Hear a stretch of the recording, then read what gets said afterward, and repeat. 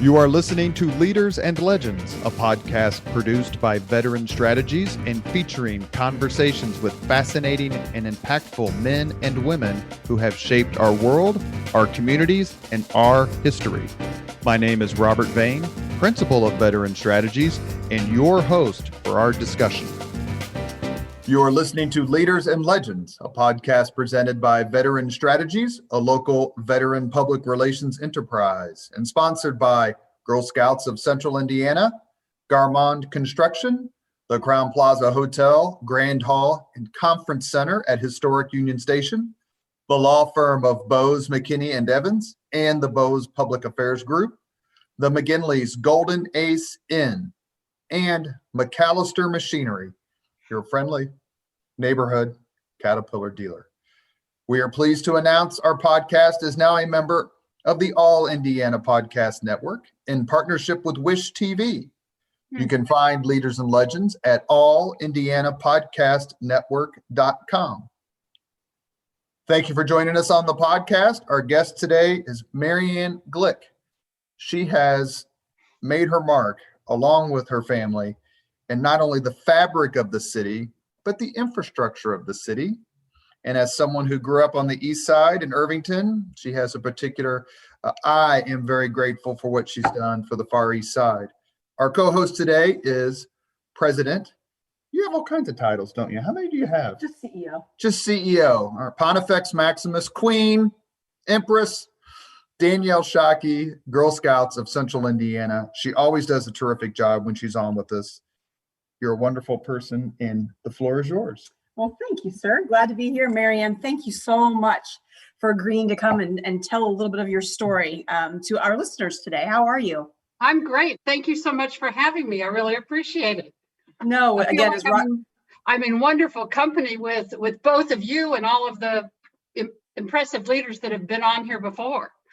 Well, and don't sell yourself short. I think when Robert talks about the fabric of the city, there's so much legacy, both that your family has left, and that you continue to, weave, if you will, to use that fabric and tapestry analogy. But for our listeners who maybe really are not familiar with the Glick Company, the Glick Family Foundation, tell us just that little bit of backstory, or as much of the backstory as you'd like, to give context to our listeners. Sure. I'll start with the Glick Company.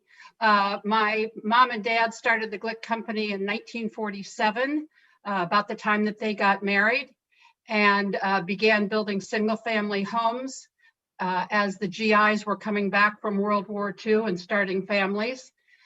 They built homes through the 1970s, and at that time they also started then building multifamily housing. And we have about 20,000 apartments in 13 states now. We also have a housing foundation, which provides affordable housing, and we have 6,000 units in our housing foundation, and have started a program recently where we are helping agencies to house homeless people, because that's often it's difficult to find, and especially during COVID, to find safe housing for people who are homeless. And then the foundation was started in the mid-1980s as my parents began to reap the benefits of their labors. They started the housing foundation, the Glick Foundation, and we focus on 4 areas: arts and creative expression, helping those in need, self-sufficiency, and education. Very good. And so you mentioned when your father started the company. Tell us a little bit about, I've read and I've heard the story, but what was his vision? I mean, he was coming out of military, young, working in banking, if I recall. How did this come to be for your family? My dad worked in the mortgage loan department of People's Bank, which is no longer in existence. And because he was a GI and he saw these GIs coming home and wanting to get homes, but having difficulty getting loans, he convinced the bank to start a GI loan program, which had much more flexible parameters for giving loans to people. And then as he saw these GIs getting homes and how important that was to them, he realized that what he really wanted to do was to be building homes and providing a place to live for these people. And so they began building one home at a time. And my mother, they worked an arrangement where if a person already had a home, they would buy that home and guarantee the sale of that if the person would buy one of their new homes. So my mom was very actively involved at that time. And she really went and got all of the materials because Dad was, as they were starting this, Dad was still working at the bank. And so my mother, who was like 5 feet tall and weighed 100 pounds, is hauling this construction equipment all over town. And I know one time she got a flat tire and I think she had to call Dad. He came from the office. They really enjoyed that early part where they were building the business together. That's such a, I don't know, just such an inspirational story. And I think, what I want you to talk about, Marianne, is how that really had set the foundation for really what all of Glick stands for today. I mean, you're kind of where your dad started in helping people, still exists in almost, like you said, everything that you're doing. I want you to talk about TeenWorks and how that got its start. It's just, they've never, the entire organization seems to have never strayed from that beginning thinking of we can help others. And I just think that's such a powerful part of the story. Yes, I agree. I think that my folks always felt that everybody deserves a nice place to live and the opportunity to achieve their dreams and be the best that they can be. And I think my folks always exemplified that. And I certainly try to carry on that legacy as well, to have opportunities regardless of your what zip code you were born into, and even your level of education. So providing opportunities for everyone. Did you ever find yourself I don't know, growing pains, rebelling against, or was this just something? Well, I mean, you look at your parents and you think, that's my parents, they're not. So was there ever a moment where you weren't on board with all of this work, or has it always just kind of been part of the motto of your family?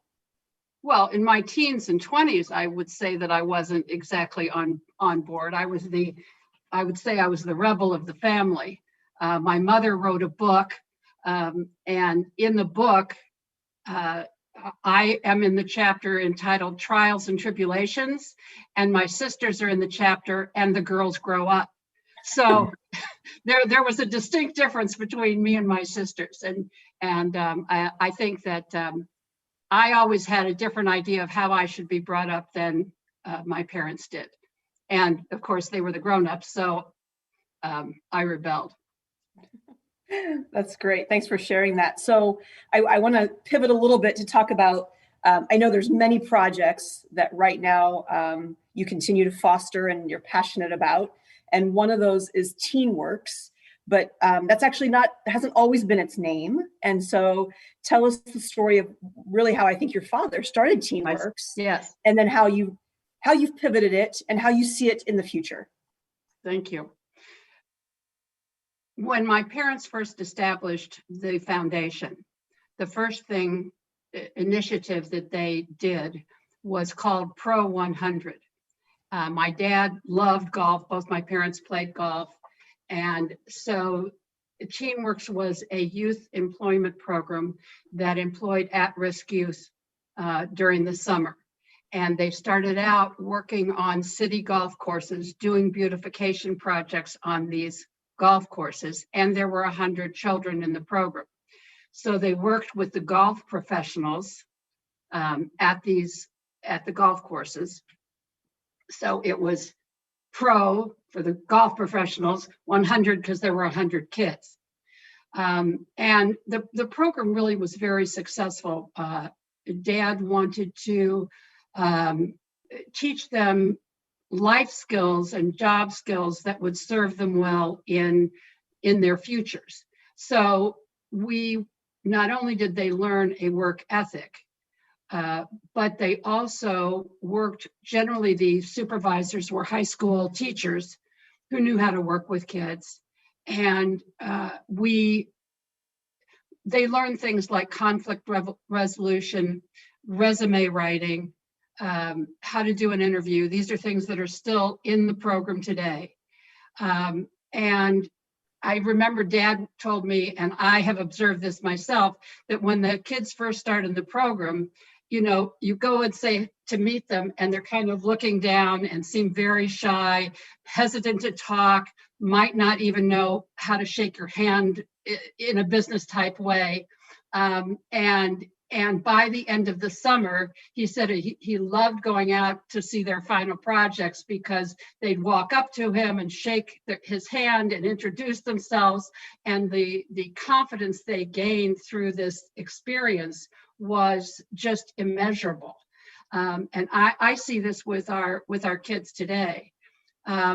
When my dad became ill and I got more involved in the program, because we did not have, at that time, we only had 80 children in the program, and we were no longer working on city golf courses, we did a survey and realized that the Pro 100 name, nobody could explain it. It didn't carry the meaning of what we were doing. So we did a rebranding and became a 501c3. A charitable organization. And so we renamed it TeenWorks because it's teens working. So the name explains what we do now. And we have grown the program. This summer, we had 225 students from Indianapolis and from Muncie. We've got a program in Muncie. And not only do we have a summer program, we have a year-round program for the juniors and seniors where they meet for professional development sessions on a monthly basis, and they have program managers that assist them in doing an individual development plan so that they can plan out what they see for their future beyond high school, but to help them think about, well, while I'm in high school, what things do I want to be doing to better prepare myself for that future that I want. And that we also provide scholarships for college or post-secondary, so credentialing as well, but help them plan that future. And we have an alumni services program to help them when they're in college. Is there a particular TeenWorks story that you think is one that you share because it really kind of epitomizes the success of what TeenWorks is and does? I'm thinking of a young lady right now. Her name is Dioceline, and her family immigrated to this country from El Salvador, and she started with TeenWorks when she was had just finished her freshman year of high school. She graduated last June from IUPUI. She had received one of our scholarships, and she is now doing contract tracing for the Indiana State Department of Health. And I hate to tell them this, but we are actually trying to hire her to help us with our alumni services group because she's multilingual, and we think that she would be fabulous. And she really wants to help other people. She said she saw how much TeenWorks helped her, and she wants to be able to provide that for other students like herself. That's tremendous. Well, hopefully this podcast will not be public by the time you make this decision, and they will never known this trying to steal I believe that our CEO has already talked to her about this, so it won't be a surprise to her. Got it. Okay. I'm going to give Robert a chance to have some oxygen here. Just a few minutes because I want Danielle to lead this. But one of the people we've interviewed who actually then came on again in a separate podcast. But one of the people we talked to is Brian Payne. Oh, yes. Please tell us about his connection to your family and and the impact he's made through the CICF on Indianapolis, on central Indiana. Brian is an amazing leader. I've been on the CICF board for most of the time during the last 11 years, so have gotten to know him pretty well. But prior to my getting on that board, Brian had a vision for the city and met with my parents to talk to them about the cultural trail when it was just an idea, and really encouraged them to make a lead gift for this vision. My parents were avid exercisers, thought it was very important for people to be active, and also were very interested in the arts, and the cultural trail connects many of the arts communities in Indianapolis. So after many conversations, convinced my parents to make that lead gift. Looking back now, my mother was able to attend the opening of the cultural trail, and I know how meaningful that was to her. My dad was not able to, and I know that was so important to him, and how proud they would be now to see the tremendous development that has occurred as a result of this cultural trail. If you look at Massachusetts Avenue, for example, or Fountain Square, and what those areas looked like 10 years ago and what they look like today, I believe over $1 billion of economic growth has occurred because of the cultural trail. So our family couldn't be more proud of the gifts that my parents have given. This is the one that I think has had the greatest impact on the city and that I'm most proud of. Were you involved in the discussion or the genesis of the Peace Walk? Yes. That's a part of the cultural trail. It's away from Mass Ave, away from Fountain Square, but it's kind of between Mass Ave and the canal. Please talk about how important that is to you, to your family, and how were the people who are honored there, how were they selected? Yes, I was involved in those early conversations. My dad felt that there were plenty of monuments to war, and he wanted and had been looking for probably 20 years before this happened to try to find some monument to peace. And so we had originally talked about perhaps having these statues around the city, but decided that an entrance into the downtown area would be, and having them in one location, most of them in one location, would be more meaningful. So we spent several months researching individuals that would be possibilities, and had a committee of the foundation board who looked at the names, looked at the people, looked at their history to come up with the people that we felt would be a good representation of people who had a major impact on peace in this country and bringing the country together. And it's really lovely to go over there. The fact that the Cultural Trail office is now on the Peace Walk, and that the Phoenix Theater is actually at the entrance of the Peace Walk as well. I just think looking at these beautiful glass and steel sculptures, and then the beautiful stonework that is on the ground that makes up the Peace Walk and sort of tells the highlights of the story of these individuals, is just inspirational. Please tell the Leaders and Legends audience, some of the names who are on the Peace Walk, just in case they've never gone past that part Sure. of downtown. Andrew Carnegie, Jonas Salk, Mark Twain, Eleanor and Franklin Roosevelt, Abraham Lincoln, Helen Keller. Those are the ones that come to mind. I know that there's 10 of them, and I'm not coming up with all 10. You mentioned the Cultural Trail office. I was working for Mayor Ballard when the section of the Cultural Trail was dedicated that's right by the canal. Uh-huh. And Karen Haley, we worked together again for Mayor Ballard, and then Brian Sullivan, who was the chairman, or I believe was heavily involved. Our families grew up together in Irvington, and Brian's and his wife Marianne are two of the most dedicated civic leaders the city's had in a long, long time. Yes. How important is it to you, to the family, not only to have people like Brian involved on like a volunteer basis, but also to recruit talent like I know Karen Haley is?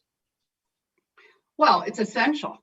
The Cultural Trail is really a living, breathing, growing asset for our community, and having leaders in the community who take a personal interest in the board and ensuring that it is all that it can be makes an enormous difference.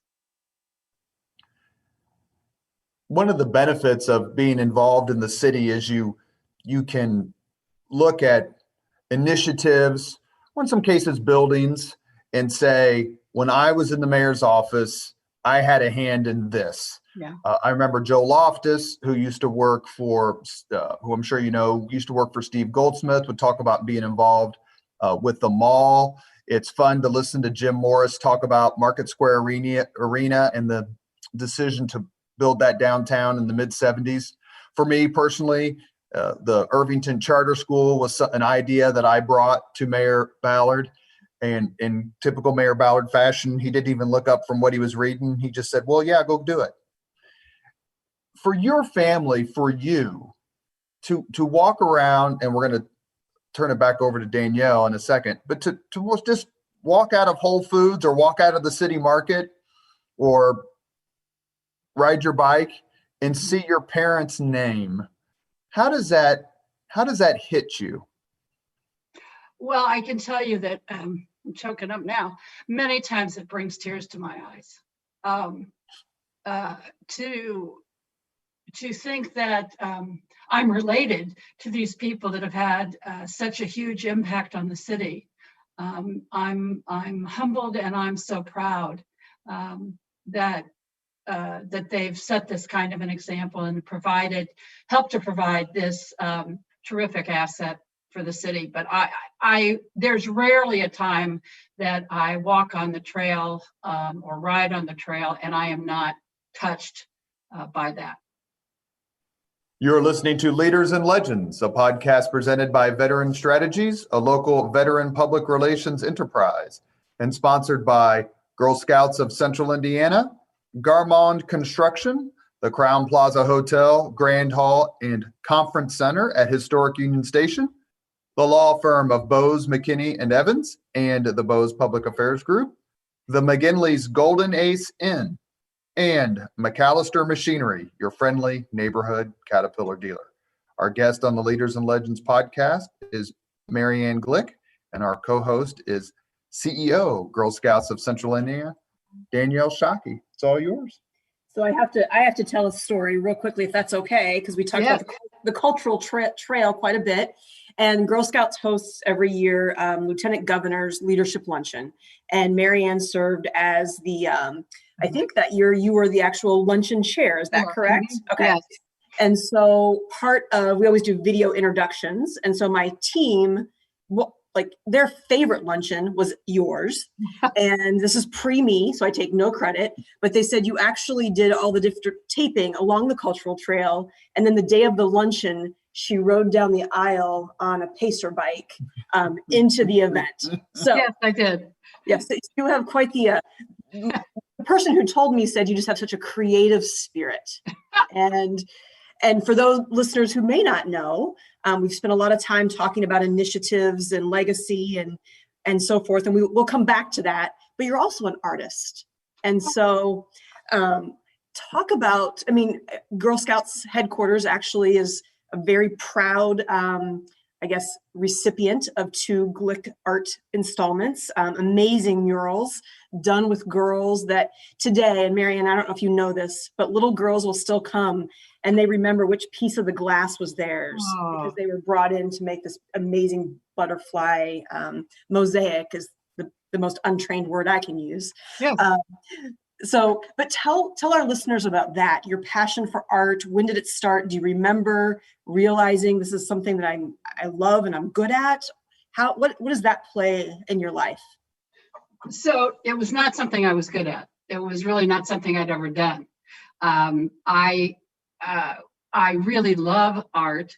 And when Mike and I got married and bought this house, and I was realizing after a few years that we ought to have something besides posters in our house. We were over 50 and it was time to buy some art. So I was going on eBay purchasing art, and Mike's daughters, his 3 daughters, were in new homes at that time. So I was buying art for us and for them. So really almost on a daily basis, we were getting shipments from eBay, and I was waking up or staying up until 2 and 3 o'clock in the morning to be able to get that last bid in at the last second. And at one point late that summer, Mike goes, you're getting kind of obsessed with this. So do you think maybe you could do some of these paintings? Do you think you could try your hand at this? And I thought, I had never thought of that before. And I was slowing up in my training business at that point. I thought, I think I have time. So I started taking art classes, but I had never done art before. So I didn't know anything about it and had to learn from, what brushes you needed and how to apply the paint, and just from at the very, very beginning. And so I loved it once I started trying it, and am very pleased to say that I'm able to sell my art, and people seem to enjoy it. So I'm happy if they're happy.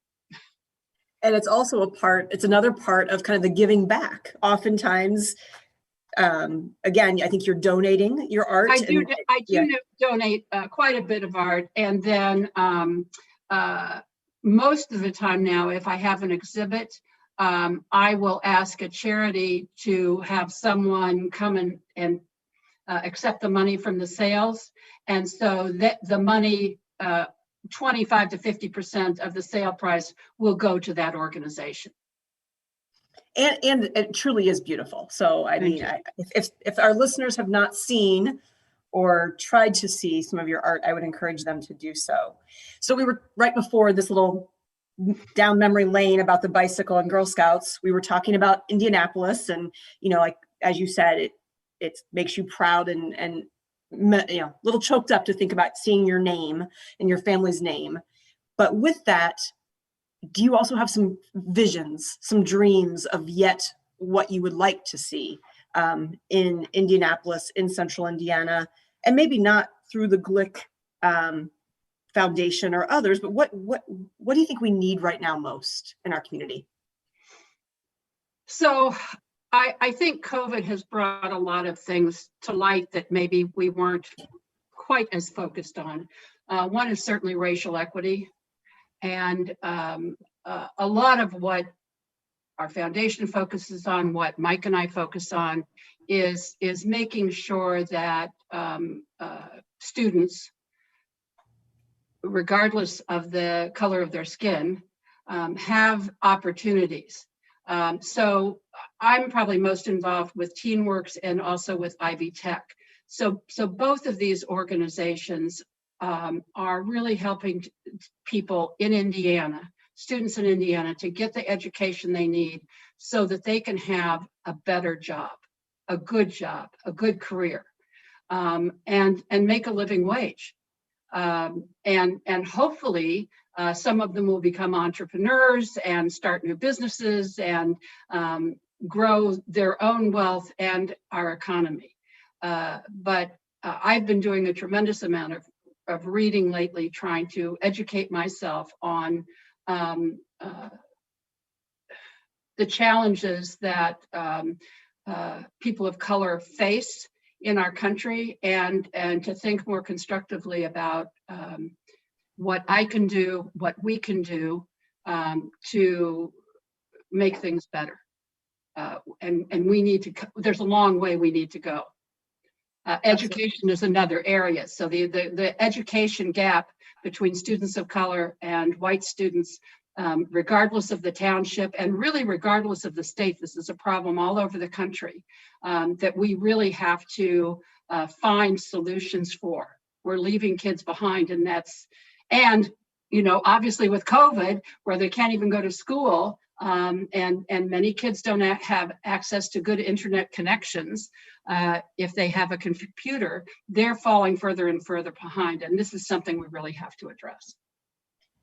Do you think the right people are coming together right now and having those conversations? I think the education one is just, I was talking to somebody the other day. I mean, if you think about Jonathan Kozol and Savage Inequalities, and that was in the 70s, and that was Gary, Indiana, and we still haven't made it very far. And we have not. No, it's change in general, and certainly systems change happens so slowly. But we can't keep doing what we've been doing and think that we're going to have better results. Just paying teachers more money is not the answer. I think we do need to pay our teachers more money, but there are so many more supports that are needed in the schools. Teachers don't have all of the skills that are going to solve all of the challenges that face education. But I think having high expectations and providing excellent education and giving teachers and schools some flexibility so that they can try new things. I've been looking all over the country to find, are there places that are doing this really well? And certainly we have some in Indiana. Paramount School is an example of a charter school in Indianapolis that's working with lower income children and are having fabulous results with them. So these things are possible. We just have to figure out what those steps are and institute it in more of our schools. Yeah, I think, my background is education for 20 years before Girl Scouts, and I have to think there's a nugget of something in the collective. If you take TeenWorks and you take Girl Scouts and you take other organizations who all have, I think, a piece of the potential solution. Yeah. But how do we bring us all together so collectively we can identify gaps and identify places where we can work together to reach more students? So you keep working on it. We'll keep working on it. I know. Yeah. Everybody needs to be working on it. That's right. Yeah, absolutely. So you mentioned Ivy Tech briefly in your last answer. And so I know there's some new work going on between you and Ivy Tech right now. Tell our listeners a little bit about that. And where you see the connection for Ivy Tech. It's an amazing system. I think it's a system that unfortunately still has a little bit of a reputation hill to climb, right? People don't see it as an opportunity for every student. We're lucky Indiana has it. So just talk a little bit about what you see with the Ivy Tech partnership in your work. So the average age for students at Ivy Tech is 27 years old. So many of the students have gone out into the workplace and are realizing that they need additional education in order to have the kinds of jobs that they are desiring. And so Ivy Tech can be that opportunity. Ivy Tech works really closely with businesses in each of the cities where it has locations, and they are in 19 different cities in Indiana. There are over 100,000 students attending Ivy Tech throughout the state. So for our state to really upskill our workforce, I think Ivy Tech is a tremendous answer for that. Also, not every student needs a 4-year college education to have the kind of job opportunities that they're looking for. And so credentials and certifications can be really helpful, as well as the associate degrees, to give people really good paying jobs. Absolutely, yes. And I have to give a shout out because Sue Elsterman, the president of Ivy Tech, is on the Girl Scouts board. And I think she's absolutely brilliant. She is.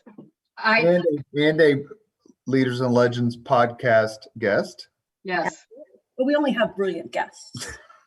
Well, I've been so impressed with Sue. I will tell you that I fought really hard to get on the Ivy Tech board. I don't usually seek out boards to be on. And having a Republican governor appoint me when I am not a Republican, I thought was pretty impressive. But literally, I had every Republican person I knew calling the governor, asking him to appoint me.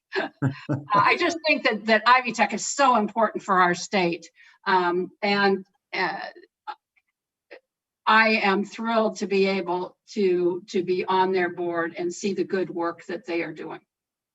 Well, right there gave me something to aspire to. I want your next board request to be mine. How's that? So. Well, I love I'm a Republican, but I Republican. don't know if I'm going to come on your board, but thank you. I'll recommend. I'm a Republican. I'll recommend her. That seems to be what works. So, so I also wanted to talk a little bit about the Far East Side. And I know this is a place that I don't want to put words in your mouth, but I personally know, having lived and worked on that side of town and was a principal in that part of the city, really the inequities are very, very, very, grave there. So tell me about the work you're doing on the Far East Side. I know the history, but tell our listeners the history of why the Far East Side, what's your personal connection there, and what's your vision, what's your hope for that? So the reason that the Glick Foundation focuses on the Far East Side, when I grew up and I lived at 38th and Wallace, which is essentially 38th and Arlington. And my dad built most of his homes on the Far East Side. And then one of our very first affordable apartment developments, and one of the largest that we have in the country, is at 42nd and Midhofer. And my father's office for 25 years was near 42nd and Midhofer. So we have a long history on that side of town. And of course, when I was growing up, when I was a little girl, that area of town was bustling. All kinds of plants over there, major employers. And as those factories shut down, that side of town had a lot of economic challenges. So we felt by sort of lending our support and our interest to that area of town, and gathering folks that live in that area. So we've got a committee that we were instrumental in helping to form. Lakeisha Jackson, who's the city councilor from that area, has also been incredibly helpful. The pastors from some of the churches in that area have been very helpful. So there's a coalition now on that side of town that helps advise us and others on what they see the needs are. And what we really try to do is help support what the community is hoping to achieve. We were able to get the very first innovation school in Indianapolis in that neighborhood. And there's now, Phelan has also got a middle school and a high school. So there are good schools available in the neighborhood now. Finish Line has built a Boys and Girls Club in the neighborhood. The cafe, the Community Alliance for the Far East Side, has an excellent executive director now, and they have a center for working families that has been the most successful, other than the Bonner Center, I think, in the city. So we're providing work opportunities. We also built at Carriage House East. Carriage House East is now in our housing foundation. We have 3 service coordinators that help residents get the services that they need. And we also have a center for working families at our community, at that success center. So we're just wanting to provide every opportunity that we can that is important to the neighborhood. So I try to stay in the background and let the residents inform what should take place there. I don't think it's right for us to come and go, well, here's what we think, should happen. So I think we've been pretty successful in that, and we're working with that group to talk about.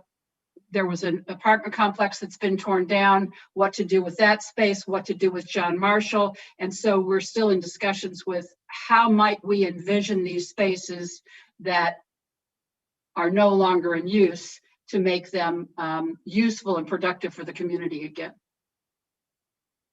That the model you just described in terms of engaging the residents to really determine what it is they think they need. There has to be a lot of lessons learned so far. So I hope that upon continued success in that area, hopefully that can be lessons learned to other communities, other states, other places that have similar challenges. We are hopeful that that will be the case. Is there a particular Hoosier leader or legend you admire?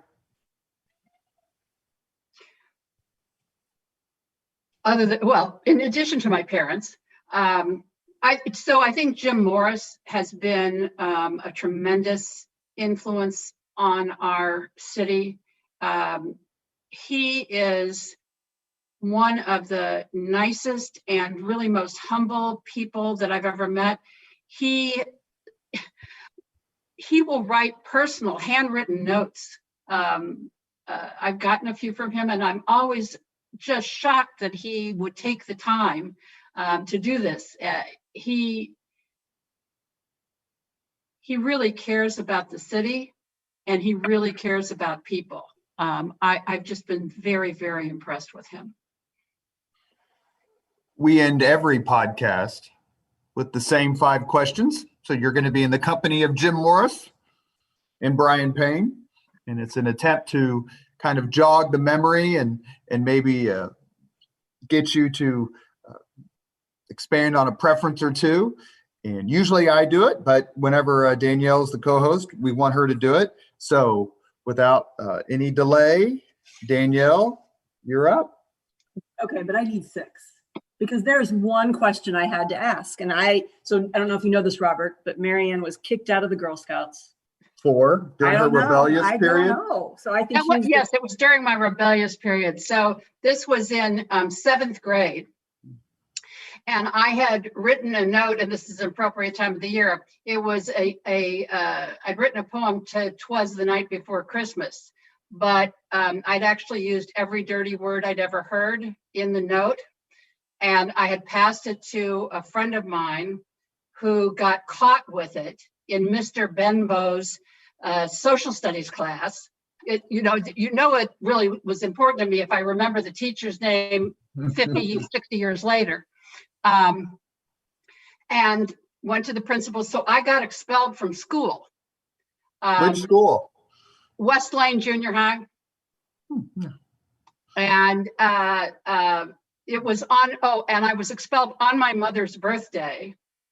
And she thought that I had done this purposely to punish her, which wasn't the case. And then my dad wanted me to explain what every one of those words meant. And quite honestly, I didn't know what a lot of those words meant. So when the Girl Scouts found out about that, that I had gotten expelled, they let me know that I was no longer part of the Girl Scouts. Wow. Did you get back in? Becky Skillman, the year that I got an award from the Girl Scouts, which was the year before I chaired, she reinstated me. So I thought that was very nice. She's on the wall. She's in good standing. She's good. She's good. All good. All right. Well, thanks for sharing. That's. I'm going to say that's why your mother chose that title for the chapter. Yes, it is. Well, it's one of the reasons. It's becoming clear. So, okay. So the 5 questions that we ask all of our guests. What was your first job? My first job was working in the locker room at the swimming pool at one of my dad's housing developments. There was a swimming pool and I was too young to be a lifeguard. So I would, when people would have clothes and they would want to put them in the lockers and stuff while they were swimming, I was in charge of that. That was my first job. Okay. How about your first concert? Oh gosh, first concert. Well, the Beatles, I think, was my first concert when they came, 1964, when they came to Indianapolis at the State Fairgrounds. I'm gonna look to Robert. No follow-up questions there. This is like his thing. Music. Well, one of the things that's interesting that we find out when we do the 5 questions, and I believe it was in the conversation we had with Mark Miles, is he grew up by the fairgrounds and the Beatles rode in a car right past his front porch and he just sat there and watched the Beatles drive by. Wow. Okay. So if you could suggest a book for someone to read, which book would you recommend? I'd recommend the book Cast by Isabel Wilkerson. I finished that a couple of weeks ago, and I would say that if you want to understand the challenges with race in our country, that this would be one of the best books you could possibly read. I learned so much from reading that book. Excellent. And if you could witness an event in history, be there as it happened, what event would you choose?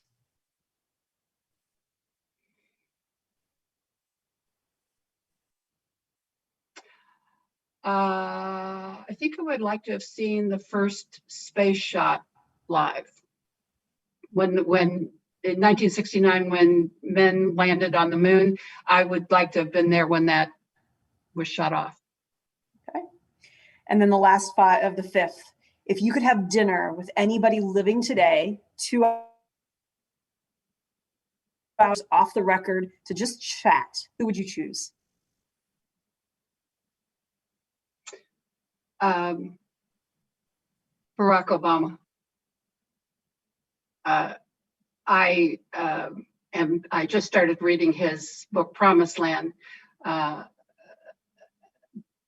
I think so highly of him and have had the opportunity of recently to hear him a few times on some of the talk shows, and just his calm demeanor, his bearing, and he's so smart. I would love to be able to sit down with him. I was able to see Michelle when she was here a couple of years ago. And she's a wonderful speaker, but sort of having an inside scoop with him would be a thrill. Very good. Thank you.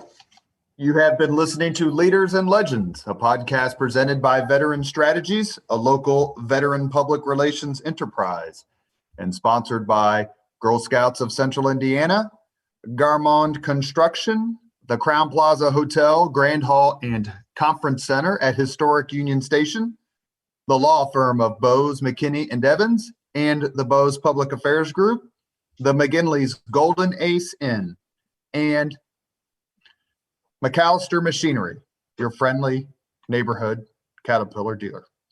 Our guest today has been Marianne Glick. She is a painter. She is a philanthropist. She is a rebel.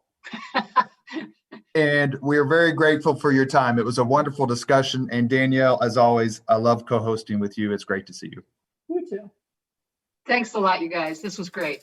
Appreciate it. Thank you very much for listening to Leaders and Legends, brought to you by Veteran Strategies Incorporated. If you want to contact us about this program or our menu of public relations services, please send us an email at robert@veteranstrategies.com That's Robert at veteranstrategies.com.